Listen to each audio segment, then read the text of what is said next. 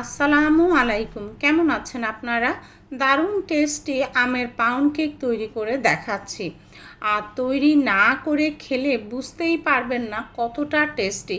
সবাই যাতে তৈরি করতে পারে এই জন্য চুলায় তৈরি করে দেখাচ্ছি। তো আমি আপনাদেরকে এই কেকটা একদম ভেঙে ভেঙেও দেখাচ্ছি, আপনারা তাহলে বুঝতে পারবেন এটা কতটা সফট এবং খেতে কিন্তু সত্যি অসাধারণ। একদিন তৈরি করে আপনারা পুরো সপ্তাহ খেতে পারবেন, নর্মাল ফ্রিজে 7 দিন 10 দিনও নষ্ট হবে না। তো এখন শুকনো উপকরণগুলোই আগে চেলে নিচ্ছি। এজন্য 3 ভাগের 2 কাপ ময়দা নিয়ে নিচ্ছি। 1/3 কাপটা 2 বার করে নিলেই হলো। আর বেকিং পাউডার দিয়ে দিচ্ছি 3 ভাগের 2 চা চামচ। কর্নফ্লাওয়ার দিয়ে দিচ্ছি 1 চা চামচ। আর লবণ দিয়ে দিচ্ছি 4 ভাগের 1 চা চামচ। এখন আমি ভালো করে চেলে নিচ্ছি। আর দানা দানা যেটুকু থাকবে সেগুলো আমি আগে হাত দিয়ে এভাবে ঘষে ফেলার চেষ্টা করছি, আর তারপরও যেগুলো থেকে যাবে সেগুলো ফেলে দিচ্ছি। তো এই যে শুকনো উপকরণ চালা হয়ে গেলে এখন এগুলো এক সাইডে আমি সরিয়ে রাখছি। এখানে আমি 100 গ্রাম আনসল্টেড বাটার রুম টেম্পারেচারে নিয়ে এগুলো এখন আমি বিট করে নিচ্ছি। আর আপনারা যদি মেজারমেন্ট সেটের হিসাবে ধরেন তাহলে এখানে হাফ কাপ বাটার হবে। তো আমি বিট করে নিয়েছি। এখন এখানে আমি চিনি ব্যবহার করব হাফ কাপ আর 2 টেবিল চামচ। জরুরি একটা কথা বলি, সেটা হচ্ছে কেক তৈরিতে সব কিছুই স্বাভাবিক তাপমাত্রার প্রয়োজন, ঠান্ডা ব্যবহার করা যাবে না। আর বাটার যদি না থাকে সেক্ষেত্রে আপনারা তেল নেবেন, হাফ কাপ তেল দিয়ে বিট করে নেবেন। তো বাটার আর চিনি ভালোভাবে বিট করে নিচ্ছি যতক্ষণ পর্যন্ত না বাটার সাদা হয়ে আসে। দেখুন বাটার কিন্তু সাদা হয়ে গিয়েছে।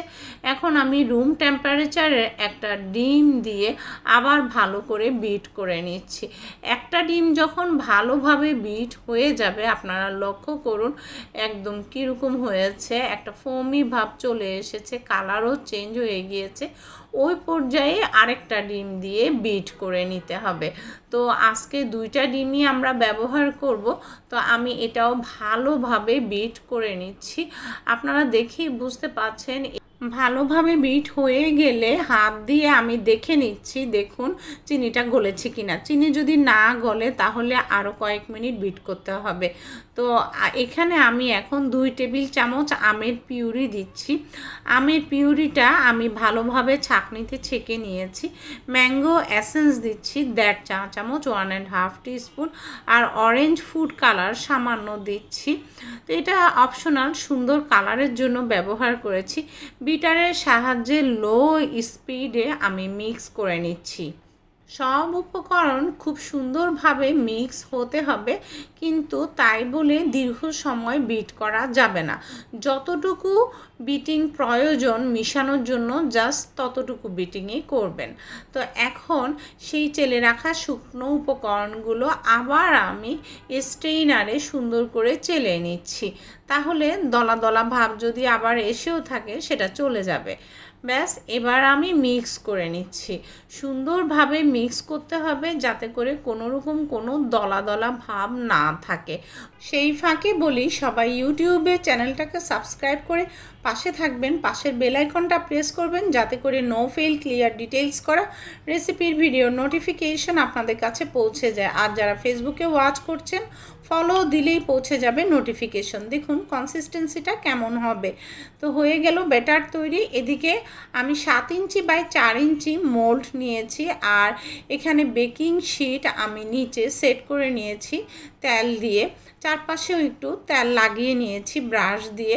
এখন এখানে আমি কেকের ব্যাটারটা দিয়ে দিচ্ছি, আর কেকের ব্যাটারটা দিয়ে আমি স্পাটুলা দিয়ে একটু সমান করে দিচ্ছি।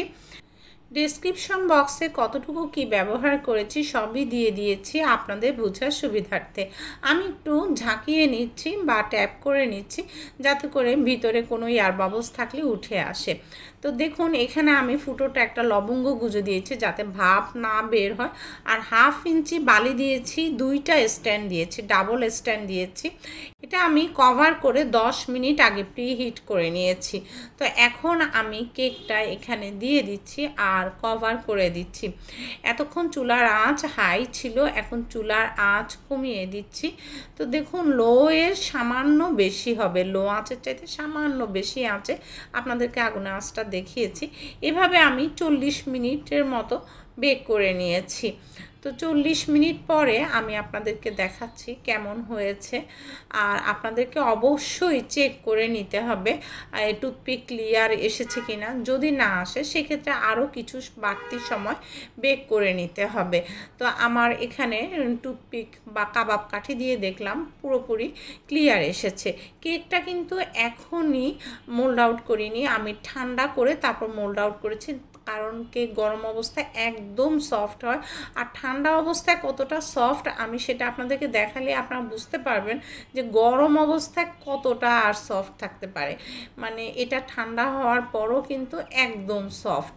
তো এই জন্য এই কেকটা আপনি যদি নর্মাল ফ্রিজে 10 দিন 12 দিনও রেখে দেখেন, আপনি যদি ওভেনে না গরম করে এমনি এমনি বাচ্চাকে দেন স্কুলের টিফিনে বা নিজেরা চায়ের সাথে খেতে চান, তখনও কিন্তু একদমই সফট থাকবে।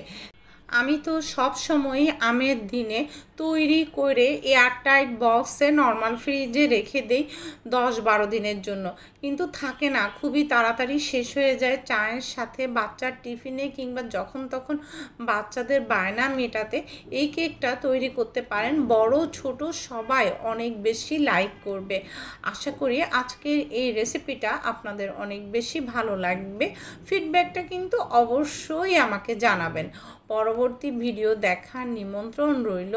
আর খেতে খেতে আমি বিদায় নিচ্ছি। ভালো থাকবেন সবাই। আল্লাহ হাফেজ।